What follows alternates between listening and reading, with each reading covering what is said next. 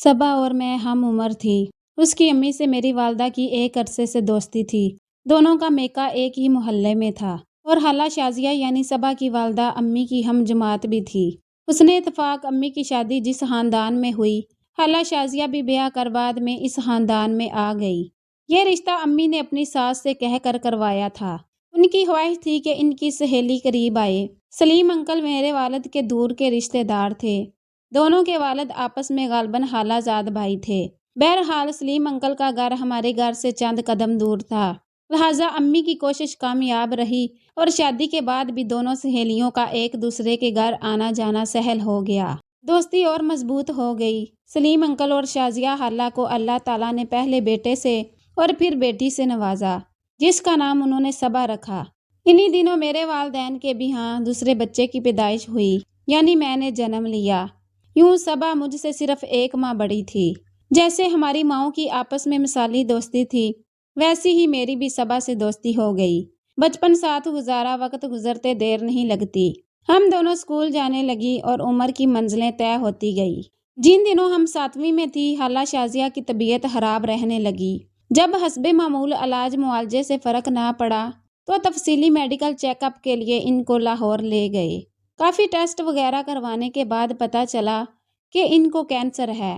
بہرحال سلیم انکل نے بیوی کا علاج کرانا شروع کیا۔ وہ بیچارے خانے وال سے لاہور آتے جاتے۔ خالہ شازیہ کو شعاعیں لگتی، یعنی ریڈی ایشن سے علاج ہوتا رہا۔ پھر آپریشن تجویز ہوا، مگر مرض بڑھتا ہی گیا۔ آخر میں جب ان کی کیمو تھراپی آخری مراحل میں تھی تو ان کا انتقال ہو گیا۔ انکل سلیم اور ان کے بچوں کے لیے جہاں خالہ شازیہ کی وفات ایک صدمہ جانگا تھا، وہاں وہ بیمار بیوی کا علاج کرواتے ہوئے تقریباً کنگال ہو گئے۔ تمام جمع پونجی ختم ہو گئی اور ستم بلائے ستم کے ان کی نوکری بھی جاتی رہی، کیونکہ شریک حیات کو مسلسل علاج کے لیے آئے دن لاتے لے جاتے تھے۔ سفر میں اخراجات زیادہ ہوتے تھے، جبکہ دوسرے شہر میں اسپتال کے اخراجات بھی بڑھ جاتے تھے۔ نتیجہ یہ کہ ادھر شریک زندگی سے زندگی کا چمن خالی ہوا تو ادھر ان کی جیب بھی خالی ہو گئی۔ چند دن سوگواری میں رہے، پھر بال بچوں کے اخراجات کی فکر دامنے گیر ہو گئی۔ ان دنوں انکل سلیم بہت پریشان تھے۔ صبا محض 12 برس کی تھی اور اس کا بھائی طارق 15 سال کا تھا۔ دونوں بچے ٹین ایج کے تھے، جن پر نظر رکھنے اور دیکھ بھال میں توجہ خاص برتنے کی بے حد ضرورت تھی کہ دال روٹی کے لالے پڑ گئے۔ سلیم انکل کو بہت بھاگ دوڑ کے بعد ملازمت ملی۔ یہ ملازمت انہوں نے مجبوراً قبول کی، کیونکہ تنخواہ کم تھی۔ وہ دوسری کسی اچھی ملازمت کی فکر میں رہتے تھے۔ گھر کو سنبھالنے والی چلی گئی تو صبا کو گھر سنبھالنا پڑ گیا۔ تاہم گھریلو ذمہ داریاں وہ نہیں سنبھال سکتی تھی۔ اسے تو آٹا گوندنا اور سبزی بنانا تک نہیں آتا تھا۔ وہ خالہ شازیہ کی لاڈلی تھی، وہ تمام کام کاج خود کرتی تھی۔ صبا نے کبھی گھریلو کام کیا اور نہ اسے آتا تھا۔ شروع میں وہ خشک آٹا امی کے پاس لے آتی اور امی روٹی بنا دیا کرتی تھی۔ اکثر سالن بھی بنا کر بھجوا دیتی، لیکن کب تک؟ گھر میں اور 100 طرح کے کام ہوتے ہیں۔ اس عمر میں بیٹیوں کو ماؤں کے قرب کی بھی اشد ضرورت ہوتی ہے۔ جب انکل نے بچوں کو پریشان دیکھا، اپنی بہن سے مشورہ کیا۔ انہوں نے تجویز دی کہ بھائی صاحب دوسری شادی کر لو، ایسے تمام گھر کا انتظام نہیں چلے گا۔ کوئی سلیقہ مند اور ہمدرد دل عورت ڈھونڈتی ہوں، جس کو سہارے کی ضرورت ہو تو تمہارا گھر سنبھل جائے گا اور بچوں کو بھی ماں کی ممتا مل جائے گی۔ غرض اس کے بعد انکل کی بہن انٹی رابعہ بس اسی جستجو میں لگ گئی۔ جب ارد گرد کوئی مناسب رشتہ نہ ملا تو ایک رشتہ کرانے والی کا سہارا لیا، جس کے توسط سے ایک متوسط گھرانے کی پختہ عمر لڑکی سے رشتہ طے پا گیا۔ یوں انکل سلیم مصباح کو بیاہ کر گھر لے آئے۔ شروع میں تو اس عورت نے چند دن بچوں کے ساتھ مناسب رویہ رکھا، پھر اپنا رنگ دکھانا شروع کر دیا۔ خاص طور پر صبا سے برا برتاؤ کرنے لگی، بات بات پر ڈانٹتی اور برتن وغیرہ دلواتی، کچن صاف کراتی۔ صبا چونکہ بہت لاڈلی تھی، وہ سوتیلی ماں کے رویے سے بہت پریشان رہنے لگی، کیونکہ ماں اس کی روز شکایتیں طارق اور اس کے والد سے کرتی۔ طارق ایک ناسمجھ لڑکا تھا، وہ سوتیلی ماں کی باتوں میں آ کر بہن کو ڈانٹنے اور جھڑکنے لگا۔ صبا روز اسکول آتی تو مجھ سے اپنے دکھ بیان کرتی، مرحومہ ماں کو یاد کر کے روتی۔ اب وہ نہایت افسردہ اور پریشان رہنے لگی۔ میں اسے تسلی دیتی کہ صبر کرو، اتنا رو گی تو تمہاری مرحومہ ماں کی روح کو تکلیف ہوگی۔ خوش رہا کرو تم، جس قدر خوش رہو گی ہنسو گی اسی قدر تمہاری امی کی روح کو خوشی اور سکون ملے گا۔ صبا میری باتوں کو دل کے کانوں سے سنتی، وہ اب خوش رہنے کی کوشش کرتی، مگر آنٹی صبا کو خوش دیکھ نہیں سکتی تھی اور کوئی نہ کوئی نیا زخم اپنی زبان سے اس کے نازک دل پر لگا دیتی تھی۔ انہی دنوں ان کے اور ہمارے گھر کے سامنے ایک مکان برائے فروخت ہو گیا۔ کچھ عرصہ یہ گھر خالی رہا، پھر اس میں نئے لوگ آئے جنہوں نے اس کو خریدا تھا۔ وہ دکاندار تھا اور ان کا ایک ہی بیٹا تھا جو 3rd ایئر کا طالب علم تھا۔ اس کا نام جواد تھا۔ جواد ایک خوش شکل اور خوش نباس لڑکا تھا۔ والد کا بزنس تھا، لہٰذا ان کے پاس روپے پیسے کی کمی نہ تھی۔ باپ نے جواد کو گاڑی لے دی تھی، وہ کالج خود گاڑی چلا کر جاتا اور جب چاہتا سیر و تفریح کو چلا جاتا۔ کچھ دن تو نئے لوگوں سے اہل محلہ لیے دیے رہے، لیکن جب محسوس کیا کہ یہ امن پسند اور اپنے کام سے کام رکھنے والے لوگ ہیں تو محلے والوں نے ان کو قبول کرنا شروع کر دیا۔ پاس پڑوس سے عورتوں کا آپس میں میل جول بھی شروع ہو گیا۔ عید وغیرہ پر سوئیاں، سوغات اور ماہ سیام میں افطاری ان کے گھر بھجوائی جانے لگی تو انہوں نے بھی تھوڑا سا میل جول بڑھایا۔ جواد کے والد صبح سویرے دکانداری کو گھر سے نکل جاتے، گھر میں جواد کے علاوہ اس کی بہن اور والدہ رہ جاتے، یہ بھی اسکول کالج چلے جاتے، تب ماں اکیلی ہو بیٹھتی۔ ان کے یہاں وقتی ملازمہ آتی تھی جو کبھی کبھار ہمارے گھر بھی آ نکلتی۔ اس کی زبانی جواد کی والدہ کے بارے میں پتہ چلا کہ کچھ بیمار رہتی ہیں، زیادہ کہیں آتی جاتی نہیں ہیں، لیکن با اخلاق، نیک اتوار اور سیدھی سادی خاتون ہیں۔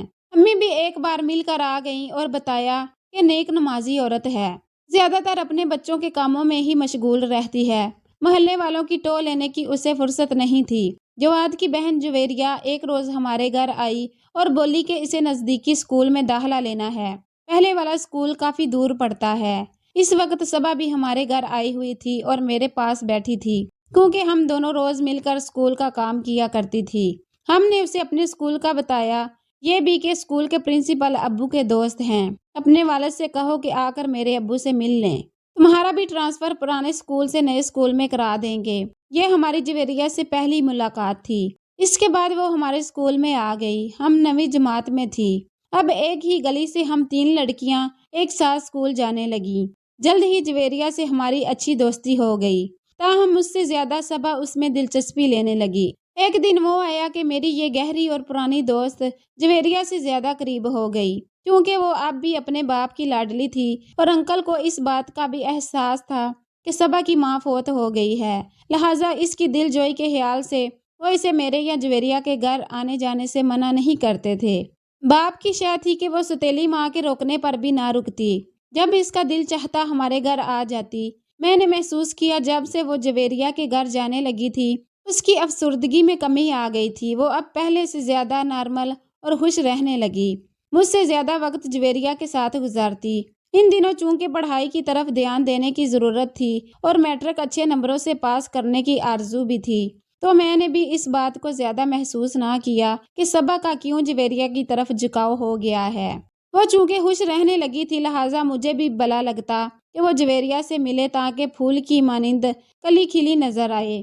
یہ تو بعد میں پتہ چلا کہ اس کے بھائی جواد کی خاطر اس نے جویریہ سے راہ و رسم بڑھا لی ہے۔ اسے جواد پسند آ گیا تھا اور وہ اس کے عشق میں گرفتار ہو گئی تھی۔ جب لڑکی کی طرف سے از خود لفٹ ملنے لگے تو لازماً لڑکے بھی دلچسپی لیتے ہیں، یہ تو ایک قدرتی امر ہے۔ اب وہ جب آتی ہنستی مسکراتی اور اچھے اچھے کپڑے پہننے لگی۔ میں نے قریدا تب ایک روز خود ہی بتا دیا کہ وہ جواد کو پسند کرتی ہے اور اسی سے ملنے ان کے گھر جاتی ہے۔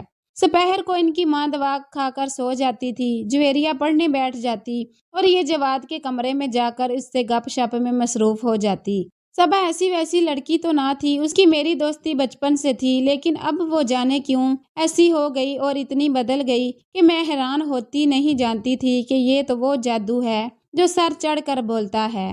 اب وہ بے حجاب مزے لے لے کر جواد کی باتیں کرتی، تب میں سمجھاتی کہ صبا سنبھل جاؤ، تمہاری ماں ستیلی ہے، ایسا نہ ہو کہ یہ والہانہ پن تمہاری جان لے لے، کیونکہ راز کی بات کبھی نہ کبھی تو کھل ہی جاتی ہے، پھر جب بات کھلتی ہے تو گلی گلی عام ہو جاتی ہے۔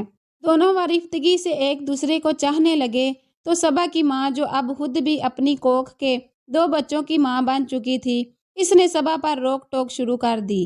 جس پر اس لڑکی نے منہ زوری دکھائی۔ ماں نے باپ اور اس کے بھائی سے شکایت کر دی کہ اس کا بہت زیادہ پڑوس میں آنا جانا درست نہیں ہے، کیونکہ ان کے گھر ایک جوان لڑکا بھی ہے اور وہ ابھی بھی نئے رہائشی ہی شمار ہوتے ہیں۔ انہی دنوں صبا کے ابو کو کویت میں اچھی ملازمت مل گئی۔ 4 بچوں کی اچھی پرورش اور کفالت کی خاطر وہ بچے بیوی کے حوالے کر کے خود بیرون ملک چلے گئے۔ طارق اب 17 برس کا ہو چکا تھا۔ سوتیلی ماں نے اس بیٹے سے بنا کر رکھی، کیونکہ اس کے بہت سے باہر کے کام کاج وہ ہندا پیشانی سے کر دیتا تھا۔ روک ٹوک سے تو جذبے اور شدت اختیار کرتے ہیں۔ جب ماں نے بار بار طارق کے کان کھائے تو اس نے بہن کو جویریہ کے گھر جانے سے روک دیا۔ صبا کہنا نہ مانتی تو طارق اس کو مارنے پر آ جاتا۔ ہر روز بہن اور بھائی میں جھگڑا ہونے لگا۔ ان کے جھگڑنے چیخنے چلانے کی آواز ہمارے گھر تک آنے لگی۔ صبا کی وہ روز روز کی آہوزاری، میں سوچتی نہ جانے کب اس کو عقل آئے گی اور یہ جھگڑا ختم ہوگا۔ جب اس کو سمجھاتی تو جواب دیتی کہ اب تو یہ جھگڑا لیلا یا مجنوں کی موت کے بعد ہی ختم ہوگا۔ بھائی کو تو وہ کچھ سمجھتی نہ تھی اور باپ کی غیر موجودگی نے اسے دلیر بنا دیا تھا۔ مشکل تو یہ تھی کہ لڑکا لڑکی ہی محض راضی تھے، مر کوئی اور راضی نہ تھا۔ یہاں تک کہ جواد کے گھر والے بھی صبا کا اپنے گھر آنا پسند نہیں کرتے تھے۔ ایک روز جب کہ انکل آ گئے، میں ان کے گھر ملنے گئی تو دیکھا کہ صبا رو رہی تھی۔ انکل کا بھی موڈ بہت خراب تھا۔ ادھر سنا کہ جواد کے گھر والے چلے گئے ہیں اور مکان برائے فروخت ہو گیا ہے۔ ہم نے انہی دنوں میٹرک کے سالانہ پرچے دیے ہوئے تھے۔ اسکول میں بھی چھٹیاں ہو گئی تھی، اس لیے میری جویریہ سے ملاقات نہ ہوئی اور صبا بھی کچھ دن سے ہمارے گھر نہیں آ رہی تھی۔ تبھی میں نے سوچا کہ اس کے گھر جا کر پتہ کروں کہ کیا بات ہے۔ میں نے تو بچپن سے میٹرک تک کا تمام وقت صبا کے ساتھ گزارا تھا۔ جانتی تھی کہ وہ بری لڑکی نہیں ہے، لیکن وہ اب سرکش ضرور ہو گئی تھی۔ شاید سوتیلی ماں کے برے سلوک کا رد عمل تھا۔ ادھر باپ کا بیرون ملک چلے جانا اور بھائی کا ہر دم اس سے جھگڑنا، اس پر ماں کی شکایتوں اور طارق کی مار پیٹ سے اس نے اور پر پرزے نکال لیے تو گھر والوں نے اس قدر سختی کی کہ جواد کی چاہت میں دیوانی ہو کر اس نے نئی راہیں تراش لی۔ جب جواد کی والدہ نے اس کو اپنے گھر آنے سے منع کیا تو وہ آدھی رات کو تاریک گلی میں اس سے ملنے کو نکل جاتی۔ یہ سب وہ مجھے بتاتی تو میں اسے بہت سمجھاتی تھی، ہاتھ تک جوڑے کہ صبا خدا کے لیے ہوش کرو، ایسا نہ ہو کہ انکل کو خبر ہو جائے، وہ آ کر تمہاری تعلیم ختم کرا دیں اور جلدی میں کسی ایسے سے بیاہ دیں کہ پھر اپنی ان بے وقوفیوں پر پچھتاتی رہ جاؤ۔ اس کی مگر نوبت نہ آئی۔ جواد اور اس کے گھر والے مکان فروخت کر کے چلے گئے اور پھر انکل کے آنے کے 2 ہفتہ بعد ہی اچانک پتہ چلا کہ صبا فوت ہو گئی ہے۔ یہ حیران کن سا واقعہ تھا، کیونکہ وہ صحت مند تھی، اسے کوئی بیماری نہ تھی، وہ ایسی نہ تھی کہ خودکشی کرتی، اسے تو زندگی سے پیار ہو گیا تھا، اس نے کبھی مرنے کا لفظ لبوں سے نہیں نکالا تھا، پھر وہ اچانک کیسے مر گئی؟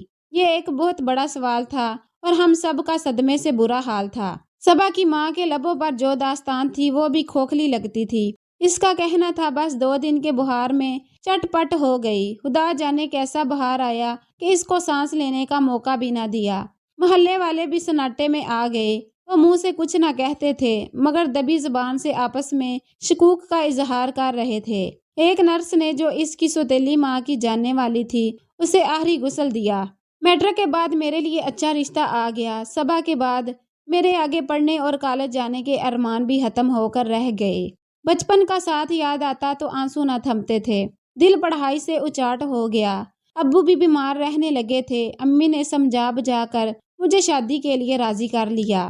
یوں میری شادی انسپکٹر جلیل سے ہو گئی، جو میری امی کے کزن کے بیٹے تھے۔ میں بیاہ کر جس محلے میں گئی وہ ہمارے گھر سے زیادہ دور نہیں تھا۔ شادی کے سال بعد اللہ تعالیٰ نے بیٹے کی نعمت سے سرفراز کیا تو والدہ چند دن میرے پاس آ ٹھہریں۔ انہی دنوں میری طبیعت خراب ہو گئی۔ ہم ہسپتال آئے تو وہاں ایک نرس پر میرے شوہر کی نظر پڑ گئی۔ وہ اسے بغور دیکھنے لگے۔ پہلے تو میں نے نظر انداز کیا، لیکن جب کئی بار انہوں نے اس کی جانب تکا تو مجھے برا لگا اور میں نے آہستہ سے کہا، آپ اس نرس کو گھور رہے ہیں کیوں؟ وہ شرمائے نہیں بلکہ کہنے لگے، مجھے غلط مت سمجھو، میں ایک معاملے کا حل تلاش کر رہا ہوں۔ ان دنوں میں خاصی کمزور اور رنجیدہ ہو رہی تھی۔ والدہ نے اس نرس سے کہا، اگر تم گھر آ کر میری بیٹی کو انجیکشن لگا دیا کرو تو میں تم کو معاوضہ دے دیا کروں گی جو تم کہو گی۔ نرس نے پوچھا، آپ کہاں رہتی ہیں؟ امی نے اپنے گھر کا پتہ بتا دیا، کیونکہ ان کا ارادہ مجھے اپنے گھر چند دن ٹھہرانے کا تھا۔ تاکہ وہ میری اور میرے بیٹے کی صحیح دیکھ بھال اپنے گھر رہ کر سکیں۔ نرس نے حامی بھر لی، بولی ٹھیک ہے میں آ جاؤں گی۔ آپ کے گھر سے میرا گھر زیادہ فاصلے پر نہیں ہے۔ آپ کا گھر سلیم صاحب کے مکان کے قریب ہے نا؟ والدہ نے کہا ہاں، لیکن تم ان لوگوں کو کیسے جانتی ہو؟ بس یوں ہی ایک بار کسی وجہ سے جانا ہوا تھا۔ اس کے منہ سے بے اختیار نکل گیا۔ اگلے روز شام کو نرس آ گئی۔ مجھے انجیکشن لگنا تھا۔ اتفاق سے میرے میاں امی کے گھر بیٹھے تھے۔ انہوں نے دوبارہ اسے غور سے دیکھا، پھر بولے شادی سے قبل ایک دن میں اپنی والدہ کے ساتھ آپ لوگوں کے گھر آیا تھا تو میں نے اس عورت کو سلیم انکل کے گھر سے نکلتے دیکھا تھا۔ مجھے اس پر شک ہے۔ اس دن تو دھیان میں نہ آیا، لیکن اب جب کہ پتہ چلا ہے کہ یہ نرس ہے تو میرے ذہن میں تمہاری سہیلی صبا کی ناگہانی موت کا سبب اچانک اندیشے کے ساتھ ابھر آیا۔ آپ کس شک میں پڑ گئے ہیں؟ آخر پولیس والے ہیں نا، آپ لوگوں کو تو سبھی مشکوک دکھائی دیتے ہیں۔ بولے ٹھیک ہے، لیکن مجھے اب صبا کی اچانک موت کی وجہ سمجھ میں آ رہی ہے، جیسی کہ اس کی تمام رام کہانی تم نے سنائی تھی۔ اس کے پس منظر میں پھر جواد کے گھر والوں کا اچانک گھر فروخت کر کے چلے جانا۔ میں حیران تھی کہ انہیں کیا ہو گیا ہے۔ واقعے کے 1 سال کے بعد انہیں بال کی کھال اتارنے کی سوجی ہے۔ پولیس والوں کی تو عادت ہوتی ہے بال کی کھال اتارنے کی، ورنہ مجرم کیسے پکڑے جائیں۔ انہوں نے نرس کے بارے میں معلومات جمع کرنی شروع کر دی۔ ایک روز پتہ چلا کہ نرس گرفتار ہو گئی ہے اور اس کو گرفتار کرانے میں جلیل صاحب کا بھی بڑا ہاتھ تھا۔ گرفتار تو وہ کسی اور کیس میں ہوئی تھی، مگر جب پولیس نے اس سے اپنے طریقے سے تفتیش کی تو اس نے اپنے سابقہ قصور بھی اگل دیے۔ صبا کا نام بھی لیا کہ کس طرح اس کے والدین پریشان تھے اور انہوں نے اپنی عزت بچانے کی خاطر اس کو گھر بلایا اور معاونت کی درخواست کی تھی۔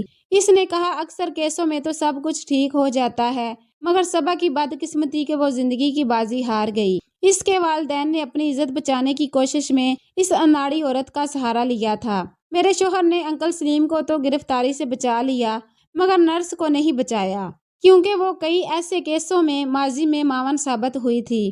بہرحال خدا ہر کسی کی بیٹی کی عزت و آبرو کی حفاظت کرے، کیونکہ بیٹیاں ہی تو ماں باپ کی عزت کی لاج ہوتی ہیں۔ اگر وہ لغزشوں کا شکار ہو جائیں تو یقیناً عزت کے ساتھ کبھی کبھار جان بھی گنوانی پڑ جاتی ہے۔